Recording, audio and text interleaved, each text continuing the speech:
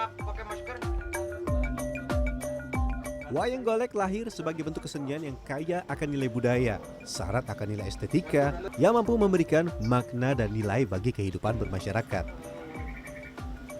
Saya cukup beruntung dipertemukan dengan maestro pembuat wayang golek asal Bandung, Jawa Barat, Mang Duye, yang sudah membuat ribuan wayang golek sejak tahun 60-an. Assalamualaikum Pak Duye. Aduh, apa kabar Pak? Alhamdulillah. Ini barang-barang yang akan dipakai. Ya, Aduh, oke. wayang golek gitu. Oke, saya bawa langsung ya Pak ya? Aduh, biar ada anak-anak. Oh nggak apa-apa di Pak, sini. nggak apa-apa saya bawa aja. Kita bareng-bareng membuat. Bareng-bareng aja. Oke, sama ayo kita buat ya Pak ya. anak-anak. Ini sama anak-anak nanti dibantu dulu ya. Oh nggak apa-apa, Iya. saya bawa aja. Aduh, ini nih kayunya. Nggak apa-apa Kang, nggak apa-apa. Saya bantu. Oh, aduh, lumayan berat ini. Alhamdulillah ya. Hari ini saya akan coba membuat salah satu kesenian tradisional asal Jawa Barat, wayang golek. Nah, kita akan cari tahu bagaimana pembuatannya dalam sehari menjadi pengrajin wayang. Ayo, Kang.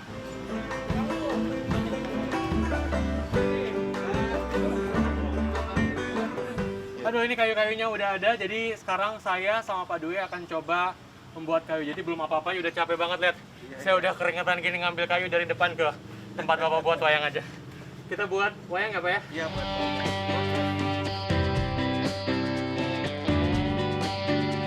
Bahan utama membuat wayang golek tentu saja kayu-kayu ini.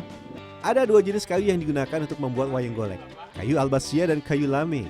Tapi pengalaman membuat Mang Duye menyarankan lebih baik pakai kayu albasia saja. Selain tahan lama, kayu albasia juga anti rayap. Wah, belum apa-apa nih kita sudah dapat tips. Mari kita mulai perjuangan dalam membuat wayang. Saya ditantang Mang Duye untuk memotong kayu albasia besar. Gergaji raksasa sepanjang 1 meter inilah yang akan jadi senjata. Nah, jadi saya sama si Akang ini lagi menggergaji kayunya. Jadi memang untuk menggergaji ini tidak seperti teknik-teknik biasa, jadi dilakukan oleh 2 orang dan dilakukan secara beriringan dan juga berirama. Kata Pak Duye tadi diameter 30 cm ini kurang lebih 7 hingga 10 menit sampai kayu ini putus. Ayo lanjut Kang. Aduh. Berebut. Ayo berebut ya Kang. Setelah dipotong-potong, kayu masih harus dibagi menjadi 2 bagian. Tapi sebelumnya kita harus menggambar pola kepala wayang terlebih dahulu. Untuk menggambar pola cukup gunakan pensil. Setelah itu bagi jadi 2. Kali ini tidak usah pakai gergaji, tapi kapak saja yang kecil-kecil ini. Duh. Susah ternyata. Ya. Akhirnya bisa. Oh ini bisa untuk jadi 2 kepala wayang. Jadi tinggal ke sini sekarang. Proses selanjutnya adalah ngabakalan atau merapikan kayu yang sudah dipotong untuk dibuat pola lebih detail pada bagian kepala wayang golek. Alat yang digunakan golok. Setelah rapi baru digergaji.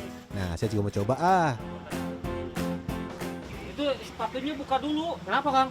Biar enak itunya kan bisa dipakai megang buat yang bawahnya biar Oh. nggak goyang-goyang. Jadi harus biar pakem remnya. biar pakai. Pas kaki dibuka juga nggak? Ya, boleh. Ternyata harus dibuka ini. Ternyata lebih baik tidak menggunakan alas kaki karena bertujuan untuk menahan si kayunya agar kemudian tidak bergerak-gerak. Harus hati-hati itunya tangannya. Ini Kang, Nah, gitu. bener gini? Ya. Itunya agak diserong, awas. Selanjutnya adalah memahat wayang. Nah, ini nih yang menurut saya paling sulit.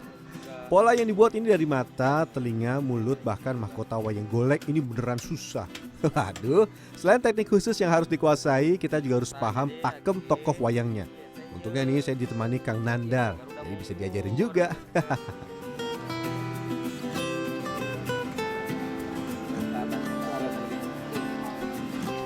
Wah, gagal Kang.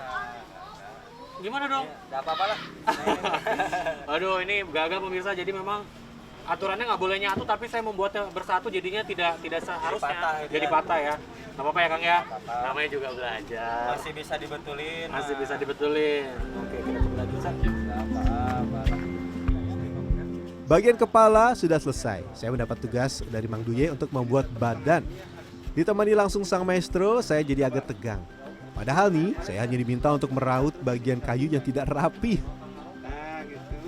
Dan ternyata untuk membuat bagian badan dari wayang ini ternyata tidak hanya tangan saja yang kemudian digunakan. Tadi saya sempat di beberapa koreksi oleh Mang Duye, ternyata kakinya pun ada pakemnya. Bisa hidup ya. Jadi memang harus seperti ini ya Pak ya. Kalau tidak seperti ini bisa-bisa berbahaya bagi kaki kita atau tangan kita, atau bahkan nanti bagian badan dari wayangnya pun tidak sempurna. Jadi Semangat terus ya. masih semangat Pak.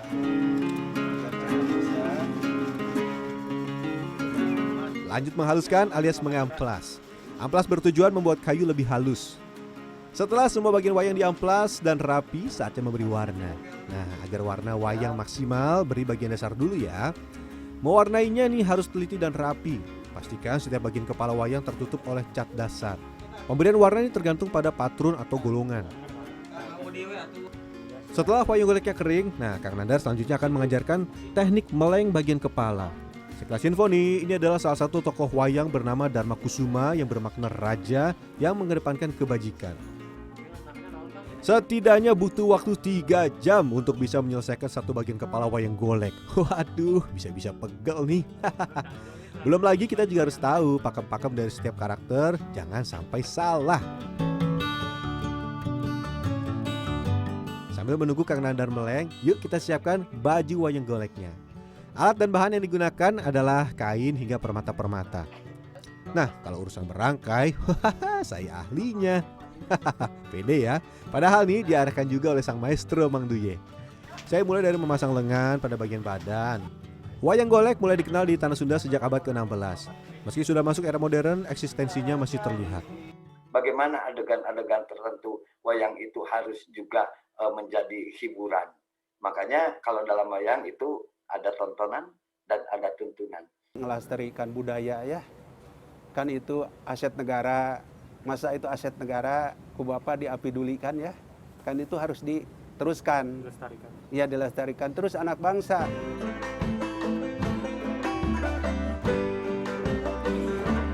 Jangan lupa pakai masker ya. Nah, betul. Jangan lupa pakai masker. Dan pemirsa, memang tadi proses pembuatan wayang cukup sulit dari awal sampai akhir. Proses mendalangnya pun cukup sulit. Butuh keahlian khusus untuk kemudian bisa mendalang. Itulah perjalanan saya sehari menjadi pengrajin wayang. Mudah-mudahan bisa menginspirasi Anda. Tika Riyadi, Helmi Suryanegara, Bandung, Jawa Barat.